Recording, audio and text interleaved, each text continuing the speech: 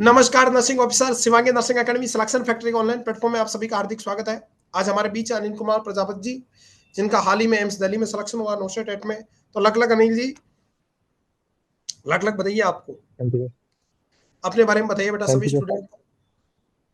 हाँ सर, मेरा नाम अनिल कुमार है और मैं राजस्थान के भरतपुर डिस्ट्रिक्ट से बिलोंग करता हूँ। एक जी, गांव है छोटा सा उससे। हाँ, तो उसमें मेरा अभी डेली एम्स मेरा ड्रीम था, तो उसमें मेरा सिलेक्शन हुआ था अभी।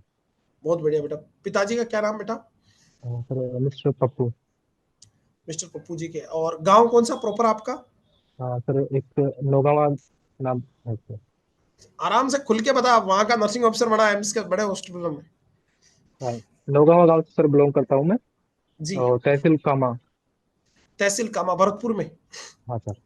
जी बेटा, बहुत बढ़िया। भरतपुर के लाल ने बिल्कुल नाम रोशन किया एम्स में सेलेक्ट होके। और पिताजी क्या करते हैं बेटा? हाँ सर, पिताजी सर लेबरिंग करते थे पहले।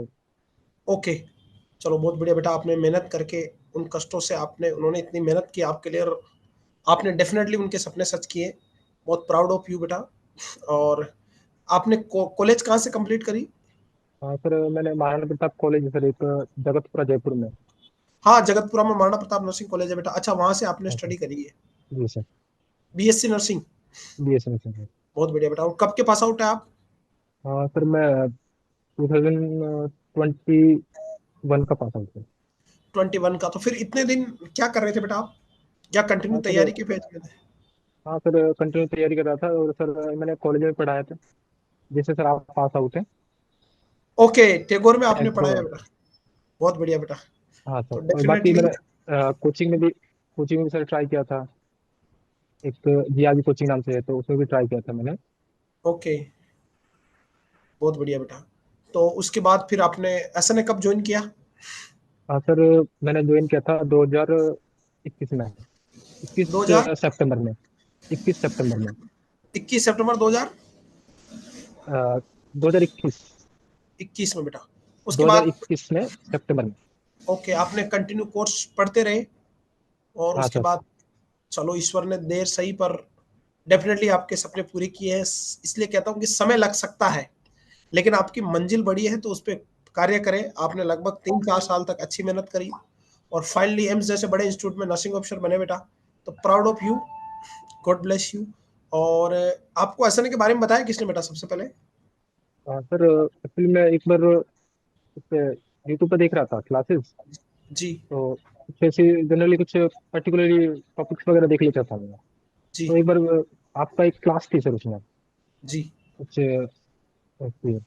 माइक्रोवेव इन्फॉक्स MI की, ओके, कुछ 2.5 घंटे के आसपास की थी क्लास। जी बेटा। तो वो देखी थी मैंने। उसमें आपके जो कोऑर्डिनेशन थे वो बहुत अच्छे लगे मेरे को, क्योंकि बहुत आपका बढ़िया। सबसे शानदार मुझे लगता है सर आपका कोऑर्डिनेशन। तो आप कोऑर्डिनेट उस तरीके से करते हो कि एक सिस्टम से दूसरे सिस्टम में, दूसरे सिस्टम से दूसरी सब्जेक्ट में पहुंच जाते हो, मतलब वो एकदम। जी, अगर आप। और जल्दी से लौट भी आता हूँ, ऐसा नहीं कि खिचड़ी बना दूं मैं उसकी। हाँ। बिल्कुल बेटा। नहीं सर, एक टाइम पे वो चीजें होना बहुत नेसेसरी है, अगर बहुत सिलेक्शन जरूरी है। लेना है तो। अगर आपको बड़ा एग्जाम निकालना नोशेट वगैरह, तो वो होना हाँ। जरूरी, क्या बहुत ज्यादा जरूरी है बेटा। और जब तक आप कोऑर्डिनेट हाँ, करके एक सब्जेक्ट को क्योंकि दूसरे सब्जेक्ट से जोड़ के नहीं पढ़ाओगे, आप अच्छे शिक्षक है ही नहीं है।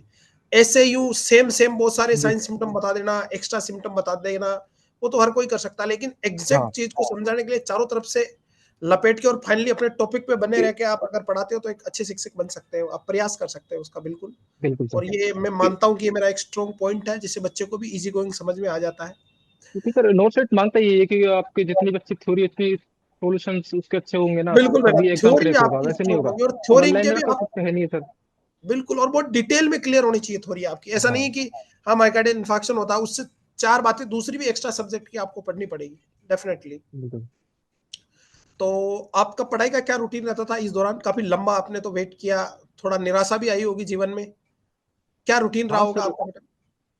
रूटीन सर ऐसे रहता था कि मैं नाइट में पढ़ना प्रेफर करता हूँ सर। जी, आज भी सर, तो मैं नाइट में पढ़ाई करता था, रात के 8-9 बजे से और सुबह 6-7 बजे तक। जी बेटा। उसके बाद में फिर कुछ खा पी करके सो जाता था, तो शाम को 4 बजे के आसपास जगता था। जी, उसके बाद में फिर उसको जो पढ़ा हुआ था रात में, तो उसको थोड़ा सा रिवाइज करके अब नेक्स्ट स्टार्ट करता था। बहुत बढ़िया बेटा, शानदार। तो एसएनए का कंटेंट कैसा लगा आपको? आपने तो काफी लंबा इंतजार किया है। कंटेंट अगर आपके नोट्स वगैरह पढ़ लिए ना, तो मेरा मानना तो ये पहले से ही, तो कोई भी एग्जाम क्रैक कर सकता है, कोई भी ऑल इंडिया नर्सिंग का तो। जी बेटा, बिल्कुल। और हम कोशिश भी करते हैं कि पूरा डिटेल में पढ़ाए और नोसेट लेवल का पढ़ाए हर एग्जाम के लिए, क्योंकि अगर आप आईएएस की तैयारी करोगे तो हेड कांस्टेबल तो बन ही जाओगे, मेरा ये मानना। लेकिन आप अगर अच्छा कंटेंट हो तो आईएएस की तैयारी करोगे तो आईएएस भी बन जाओगे, इसमें no doubt, definitely. And IAS भी नहीं, आईएएस ही बन जाओगे सर। बिल्कुल बिल्कुल आईएएस भी बन जाओगे अगर कंटेंट आप अच्छा पढ़ रहे हो तो। और बिल्कुल नर्सिंग का नो सेट जो है वो आईएएस की तरह है नर्सिंग के लिए। आपने अच्छा प्रयास किया और आपका सिलेक्शन हुआ। मेरी तो यही दुआ बेटा, आप बहुत बड़े इंस्टीट्यूट में एम्स जैसे दिल्ली में काम कर रहे हो, तो मैं आपसे तो यही निवेदन करूंगा कि आप बहुत एक अच्छे नर्सिंग ऑफिसर बने, बेहतरीन नर्सिंग केयर दें मरीजों को, अपने देश के मरीजों को। और सबसे बड़ी बात है, नर्सिंग प्रोफेशन की ऊंचाई को, सम्मान को, गरिमा को हमेशा बनाए रखें। सभी नर्सिंग प्रोफेशन के लोग एकजुट होकर समित रहे, अपने अधिकारों की रक्षा करें और मरीज की जरूर सेवा करें। Thank you dear, God bless you.